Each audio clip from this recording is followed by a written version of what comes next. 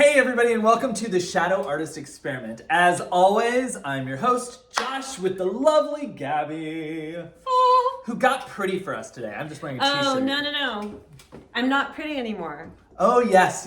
We were talking about this before the show started. I'm getting used to not being pretty anymore. So that's not to say she's not beautiful. It's to say that she's not as soft around the edges. She's more like a punk rocker with a little bit of roughness.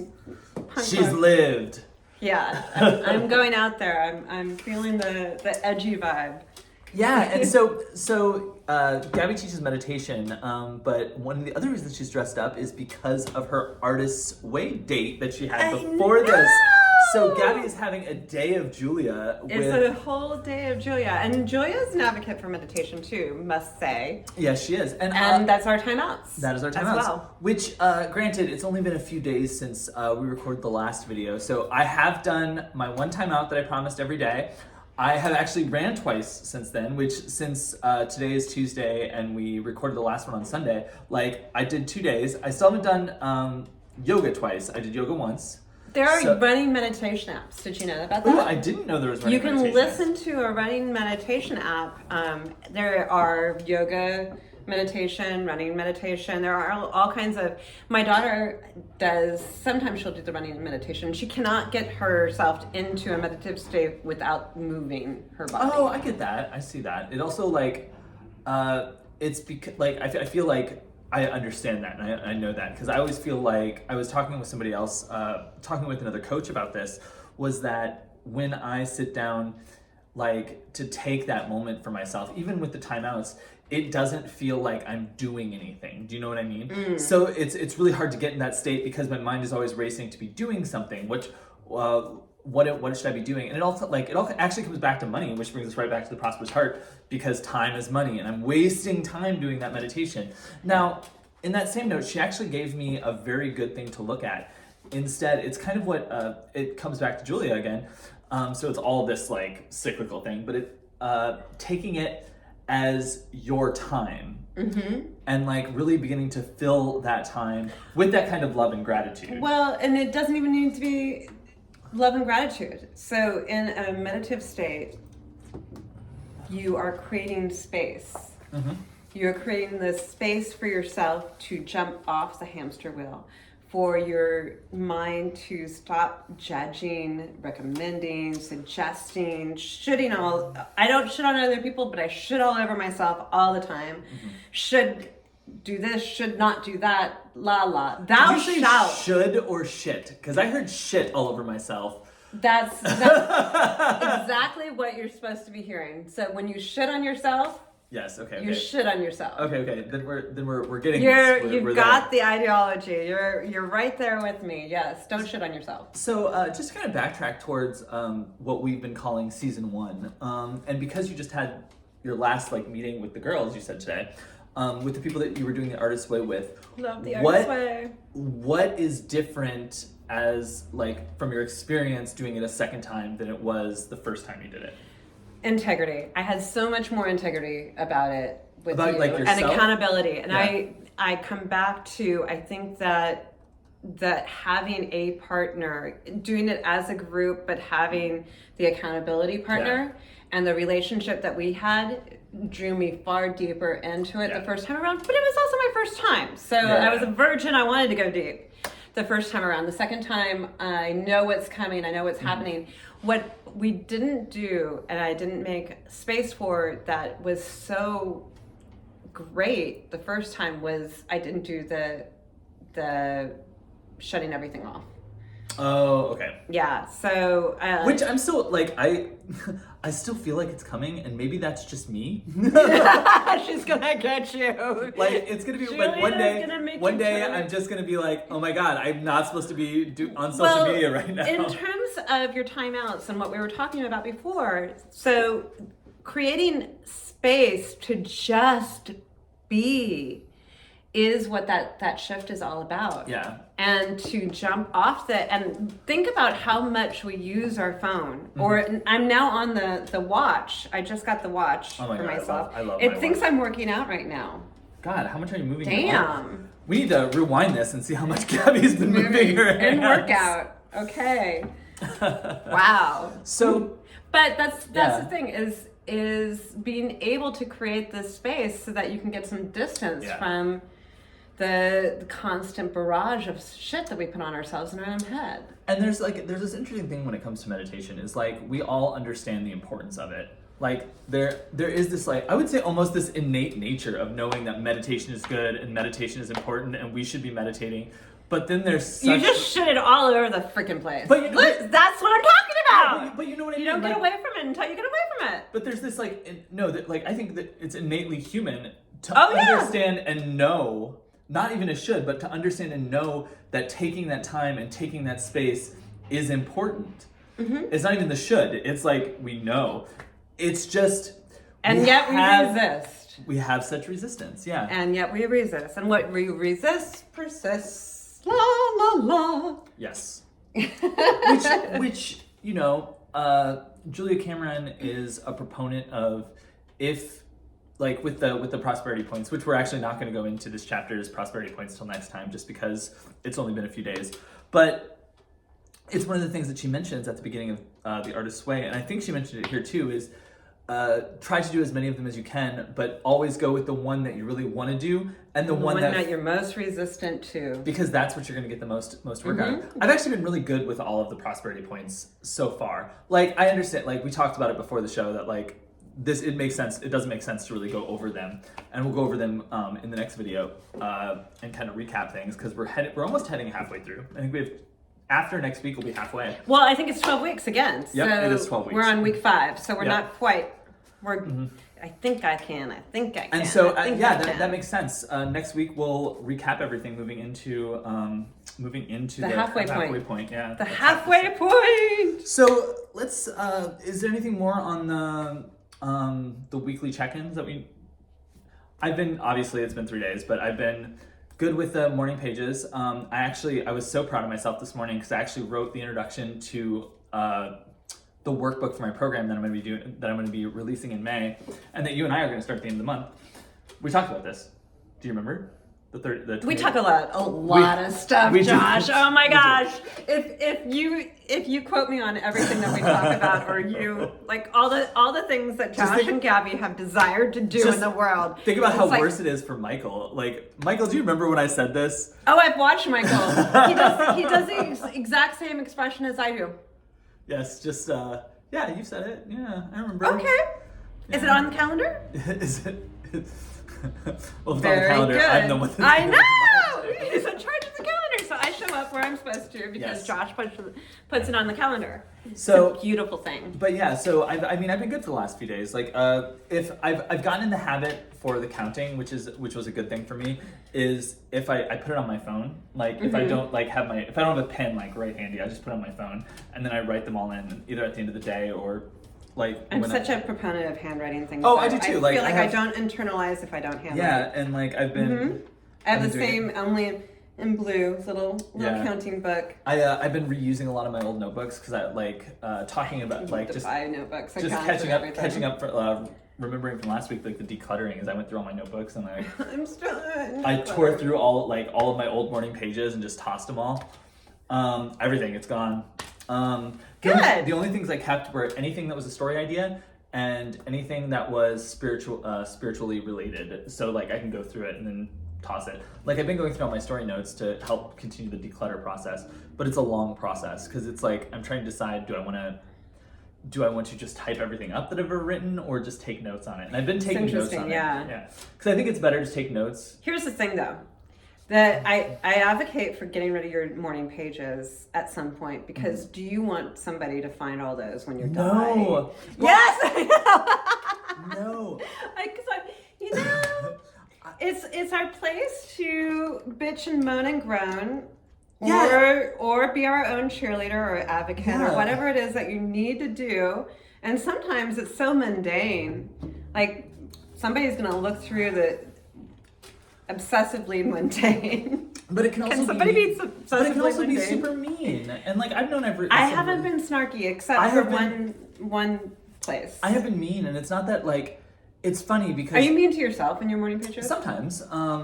But like I've been mean to other people, and the worst thing is that I'm not actually it's like speaking from anger and getting it onto the page, and then Yeah, once I get on, it's- like, and I it's even cleansing. I even apologize as I'm like going through it, because like I understand like this is not really how I feel. This is just how I feel right now, and like I understand that this is temporary and I don't really mean it, and those kind of things. So like even then I talk it through. But yeah, so yeah, I got rid of most of my morning pages. The things like a lot of the channeling that I do when I'm like writing, I keep all that. I just because I retype it, I type it up, so it's on my notes. I haven't typed anything. I don't save anything. And I kind of wish I had, because there's been a lot of prompts that I've done that have actually had some fun type of stuff off of it. But yeah. I need like a I don't filing save. cabinet. You know what I mean? Like I need a filing cabinet in my. I need an office with a filing cabinet where I just like I can have 2 files. One's like. Well, that's why we need to do Prompt Me. Is Yeah. so that we create. So even if I lose the prompt, it's out there in the universe. It can go and fly and be. I was thinking about doing what is it called? A podcast, a story, like basically a storytelling podcast. Yes. Blaine wants to do one too. But- So we can. Everybody's going to. Well, I'll have competing storytelling podcasts. Well, I've been working, like one of the projects I've been working on is like really delving into that, but I'm digressing. You're digressing. I'm but digressing. So that's what we were talking about. Honing it back in is that Yeah. the two of us, when you say Gabby, the thing that we're doing at the end of the month, that's why I have no idea what he's talking about, guys, is we have about 20 things that we'll be doing together at the end of the month. and all the digressions between them. So it's funny though, wonderful. because this chapter is all about finding community, and I feel like when we think of community, we always think of like the vast community. Do you know what I mean? Like you always think of like, what community are you a part of? Well, and I always think I'm part of the gay community. And what does that mean? But what I feel like she really got to in this is like honing just that close-knit, like familial community that you create. Yes. So that like having this fun back and forth between the two of us, like, and having everybody like see in on that is the kind of like community that I really feel like she's talking about. And I really feel like she's talking about creating and bridging and building. So you have this like core group of people, and she talks about this core group throughout to some degree. Because I remember when she was talking about the person, not the person that she was living with in New York, but her friend who actually I found out is the other writer in the book. Oh, cool. Yeah. Her friend Emma, I think is right. But like how close they are and how she is this person. I know during The Artist's Way, she talks about like the cheerleaders and things like that are in your life. And when I really think of community and that inner circle, which is the first headline we get into, it's like creating that. It's drawing the energy in and the energy out, because in The Artist's Way, Chapter 2 was all about getting rid of the crazy makers in your life. And I have to say that once the crazy makers were gone out of my life, or at least I acknowledged that I needed space away from crazy making in my life, that's when all the vastness of space came into my world. And there are times that I miss the roller coaster and I miss the old way of being. We were just discussing this. This is our artist state. I miss showing up for other people because there was like this energy. It was an anxious energy, a very anxious, nervous energy inside of me. But there was always this energy pulling me towards doing things. And there was an ambition and a drive and it felt like fire. But at the same time, it wasn't actually you. Right? It was not me. Yeah. Well, the energy might have been me. Yeah. I've often gone back and forth, and now in this state of being, the roller coaster's gone, the crazy making's gone, and there's so much space. But then there's also the sense that that I need to be filling the space. Yeah. It's so different. Yeah. It's so vastly different than the way I used to be. And it can feel empty. Yeah, there's or lonely, yeah. Lonely, empty, and the excitement of that energy that was drawing me before is gone. I miss a little bit of the roller coaster. I miss the up and down a little bit, because looking forward to things, the excitement of rushing to a lover or going on a trip or whatever, was kind of fun. And I don't have that anymore. Well, and I mean, she talks about that later in the chapter, is like, I feel like the way you're describing that and like the space is like you're missing the adventure. I'm missing the adventure. Yeah, being curious and whimsical about life. So somehow finding a happy balance between the two. Yeah. Mm-hmm. That this has been too flat, but it's what I needed to do to heal myself. Mm-hmm. And I feel like now, like, because there was a lot, like, when it comes to healing, there's always this really big uphill, like it feels like it's an uphill battle, and it's always great to have those people around you. But when it comes to now you're on like the plateau, and like it feels like people are coming to me rather than me going to them now, which is very different. Yeah, and it's great. Well, and it's also, remember, like, we always talk about, like, in the classes that Michael and I teach and things like that, is like you are like sending out that frequency for people to come to you, and like when you're like, as we're sitting here, it's like you're worrying about all the space and you're worrying about like not going and rushing and all that kind of stuff. That's like, you're still putting out the energy and you're still doing that, and they're coming to you. So like, if you're looking for a mental action, it almost feels like you just need to kind of embody the fact that you're acting as this antenna and sending that outward, because that's its own kind of movement. And oh yeah, I know. It's just so incredibly different. Oh yeah. Mm-hmm. And sometimes I miss the old way of being. Well, and see, what's interesting is, like, having this conversation, I realized how much I still embody like that kind of crazy maker nature. And you really enjoy the hustle, and that's what I respond to the hustle in you, the drive in you. I like being around that, because that was my old way of being. But it's kind of, for the moment, it's kind of not there. But it's also like, I'm also agreeing with you with the sense of like anxiety, and not only the anxiety that I have like because of it, but the anxiety that I'm putting on other people because of it. Like, it becomes and it keeps going. It's very, and as you know, like, I'm hoping to not have the drastic change that you did in terms of like the drastic like break that, you know, got you to slow down. The schism, the chasm, the giant chasm between this and this, and like. But it's like it's yet again like it's continually being reinforced. Like, I met with the other coach that I was talking to. I talked to her yesterday on Monday, and it's the same thing that like Michael has talked to me about, is like this idea of just creating these rituals to help me open up to more space and changing the way I look at like taking the time for myself and. Yeah, like, it's so hard. This is one of the things that I'm finally getting. I was so in scarcity mindset when I got back here, because I had nothing, like no job, no income, no nothing. And we're in the middle of a pandemic and nobody's going to hire me. Yeah. And so I was terrified. So that was the hamster wheel coming back. And then over time, I realized that I'm going to be okay.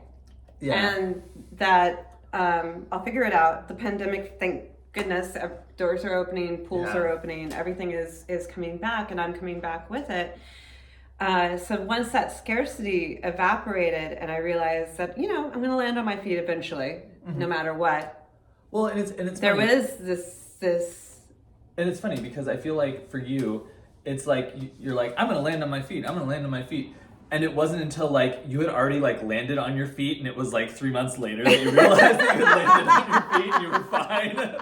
And it's like, yeah, you're doing fine, Gabby. Like, you're okay. Well, it's because like I would say we met in January of it was like late December of last year, and when we had started swim in late February, like you were fine. Like, you were on the road to being fine in April, and then in May you were definitely fine, but it wasn't until like mid to late summer when you were already like busting your ass in swim that you were like, okay, I'm good. I'm great. Well, and you'd already been teaching yoga for most of the year. You've already had the meditation classes and it was funny by the time you realized it. It's like you were better than fine. It's just, you know, we can always that's the beauty of what I was trying to describe to you too. Oh, yes. In that I'm suddenly hustle free.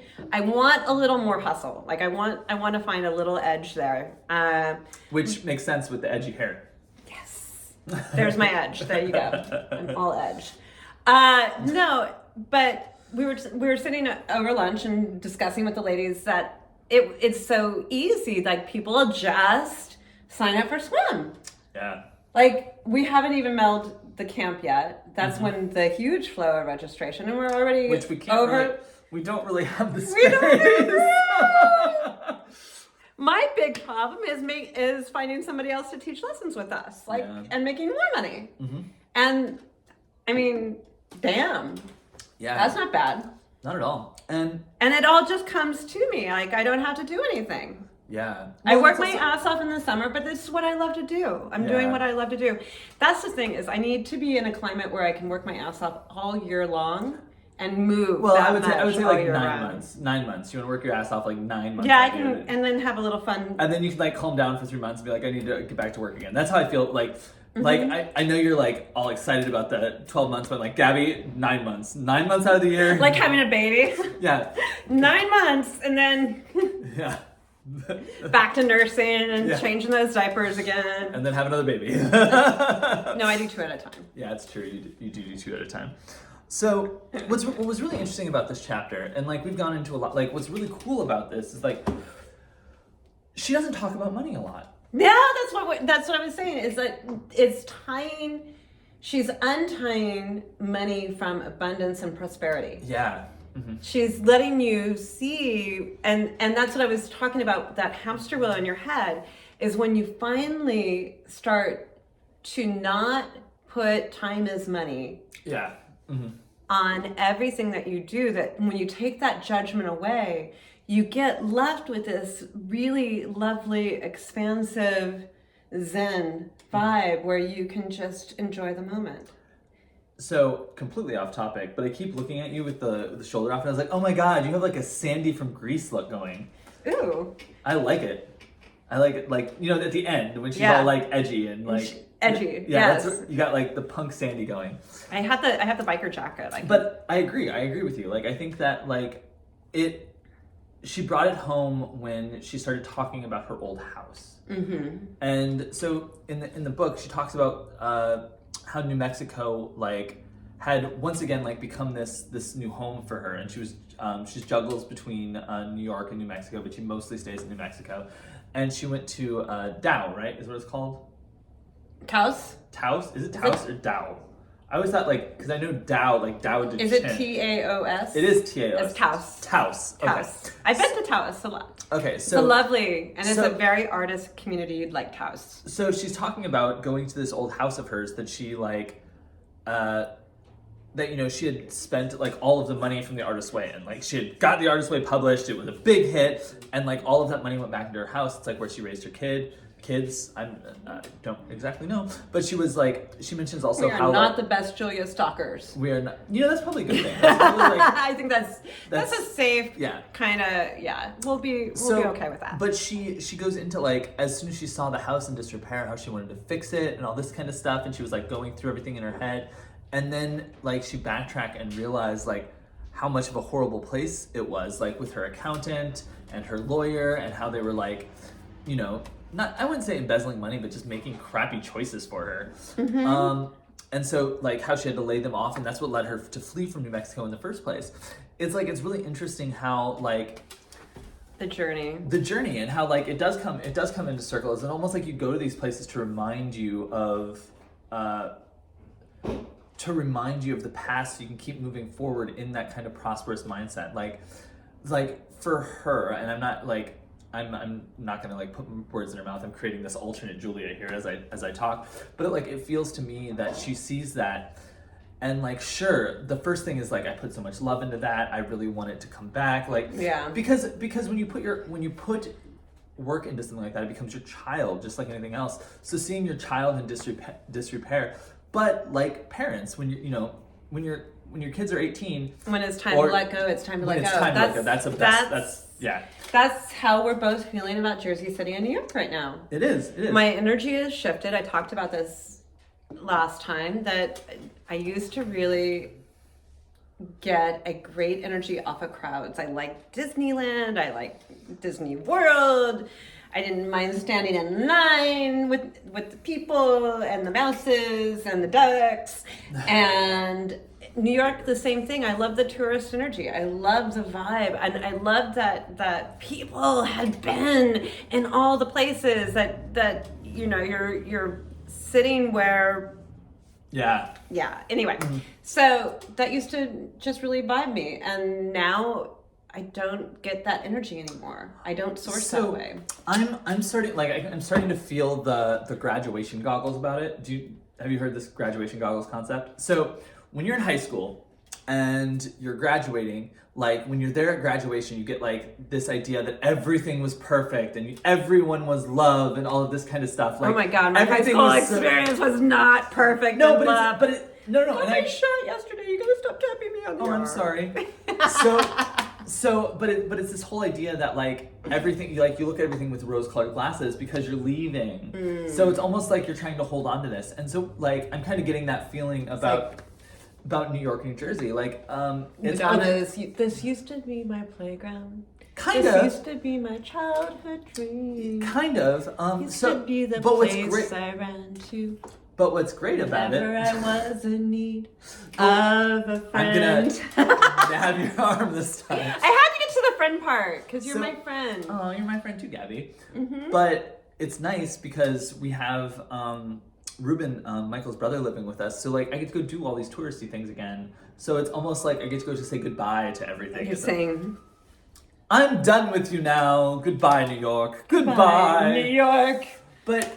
It's good to be like looking through, like going through this book and the next one, because it really kind of I feel like it's really setting both you and I up for the next thing that we're doing. Like, so without tying everything to finances in this chapter, she tied it to community. Yeah. So community, connection. I've heard that there are 6 people that you can stay close to in your life. And God, I had 4 children. I was gonna say, does family count? I think it does. Like, how can family count?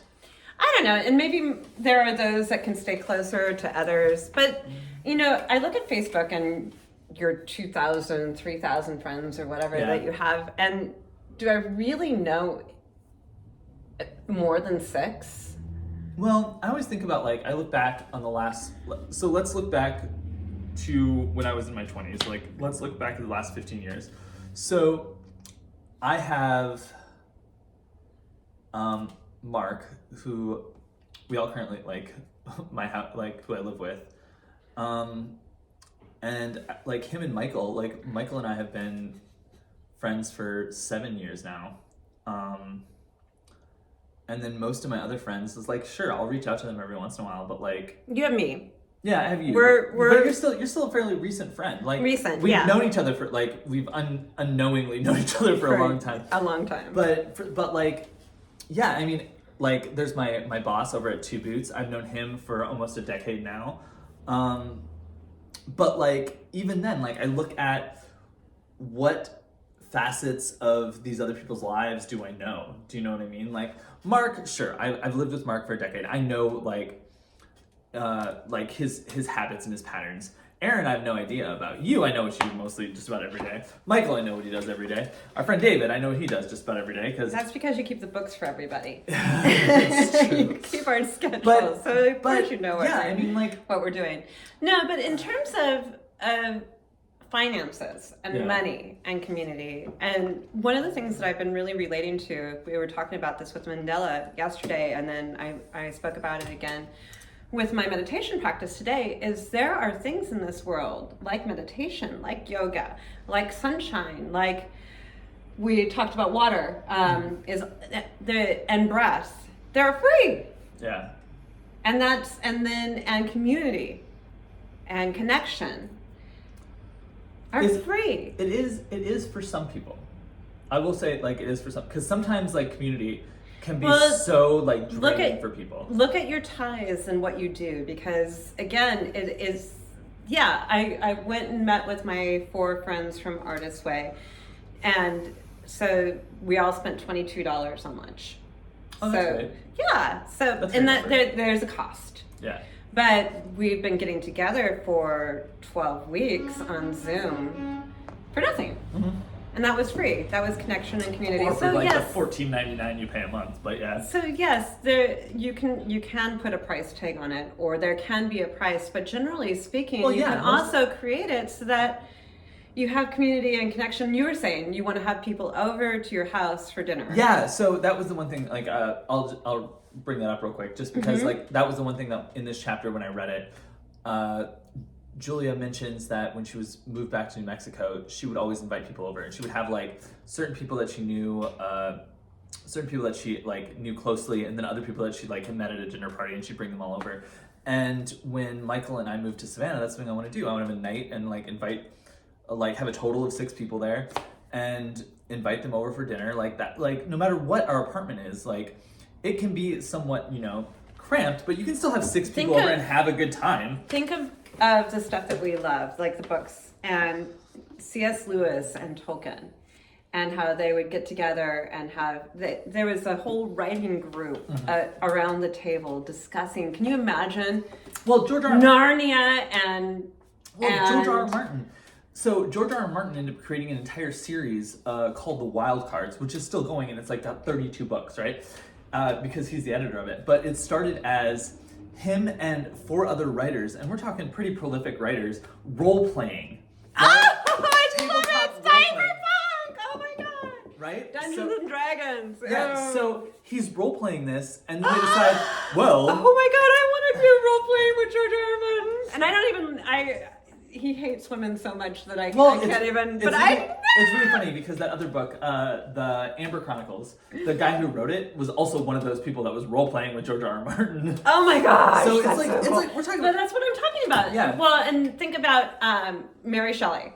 So the Shelleys and Byron, they're all hanging out, and... Well, it's Christopher Isherwood, W.H. Auden, or Hemingway, and Gertrude Stein, and you get F. Scott Frankenstein Fitzgerald. out of like, it. There's all of these writers that are like creating this, and like granted, we're talking just writing here. Because we geek out over writing. Yeah, we do geek out over writing, but it's like we're still trying like.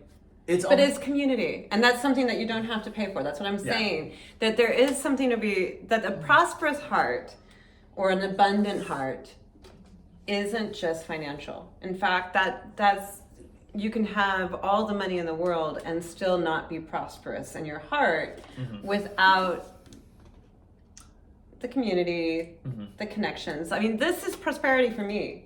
Look at what we're doing together. It's true. I love this. I know. This is doing something. It's making, so at the beginning of the, like we're talking about taking action here, and the first thing that she mentions in that section is to prosper is a verb, which means you're doing something.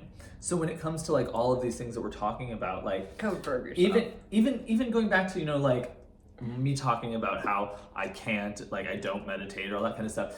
It's like, yes, I do. Like I do the timeouts. It's changing the way I think about it and doing it. The same thing with community. Like to build community, you have to do it. you do. There are actions that you take to build a community, but it doesn't have to be, like I said, there is this strange way of being where community is just drawn to you. Yeah. That we don't have to chase it so much. But the action comes with you accepting it. It's that, which is also one of the quotes that she mentioned, is like the first step to receiving is giving, I think it was, or the first step to giving is receiving. Like, it doesn't really matter because it creates that loop there. But yeah, she mentions that in that chapter as well, which I think is beautiful. It's like the Hello Dolly phrase about money. She's like, money's like fertilizer. I gotta go spread it around so things can grow. So it's the giving and receiving. You have to spread the fertilizer for the seeds to come up and grow. You can't just hoard the money. Yeah. Yeah. And so, and getting into that mode of giving and receiving, it's like breath work. Taking in, deeply nourishing, filling the body up, drawing the light and healing in. Exhale, the release, letting go, getting rid of the garbage, the shit, and the toxins. Yes, I'm sure you every inhale, every exhale. I'm sure you use shit during your yoga meditations. No, I save that. I save the shitting on for you. You should and shouldn't. All my shoulds. You're shitting. I should, yeah. I'll just shit on me and you. So, What's your final thoughts for the chapter on community? Don't hit me too hard with your arm. You just got a shot. Did the head. I got my booster, guys. It hurts a lot, and I'm achy all over. It's so great to have community, right? It is so great to have community, and it does take that cultivating of it, like to use that word, like the fertilizer metaphor. It's like it does take cultivating. You have to spread yourself around a little bit to reap the benefits and be open to it. Like you have to be open to it. Maintain the openness. One of the hardest things for me when we did Artist Way the first time was acceptance. I knew that I needed help. I knew that I needed community. And I was deeply resistant to it. Mm-hmm. The depression that I was in and the state of being that I was in just wanted to pull back. And every text, every message, every form of communication, Facebook, you name it, weighed on me like a mile. I felt like that was the albatross. Communication was the albatross. So committing to it, being responsible for it, reaping the benefits after the fact. Yeah, and I think that enjoying it now. What's so interesting about that, and like looking back on that in terms of just to finish this episode up, is it's so much easier once you have those cornerstones put into place. Like the Artist Way, like you were talking about the Artist Way like the first time around, and you've done it again since then, and now you're doing this. So like even that accountability that we had the first time around, we don't really need to have the same kind of accountability. Like I don't need to be on top of you about everything, and you're not on top of me about everything. Lately we've been got my morning pages done, but it's one of the lines because we're getting back. Because we need, we let go a little bit, and we need to come back. But at the same time, it's like it's good to have that. We're not even nearly as pushy. I'm not nearly as pushy as I was the first time, and it's mostly I wasn't that pushy, but I was pretty pushy. He dragged me out. Yeah. You dragged me out of a very dark place. You climbed down, you brought a ladder, you got down in there with me, and you dragged me the fuck out of it. Thank you, Josh. That is the beauty of community, guys. I wouldn't go down in that hole for you, Gabby. I threw a rope down and just pulled you out. It's dirty down there. I don't want to go in there. He's like, I don't want to get dirty. He's like, I'll roll around and do yoga with you, but I'm not getting in that hole. Nope. Not going there. Not getting in the hole. No. It's scary. So yeah, I think that's one thing that we can both agree on is that like the Artist Way and the Prosperous Heart and even this podcast is really bringing and creating and reinforcing the community, because like a lot of our friends are listening to this and commenting on it and telling us how great it is and things like that. And that's reestablishing that community and like letting us know that, oh my God, we actually have people who are listening to us. So community, connection, and all the gifts therein. And with that, everybody, be prosperous. Bye everybody. Once again, this is the Shadow Arts Experiment. I'm Josh, and this is the lovely Gabby. Until next time, bye.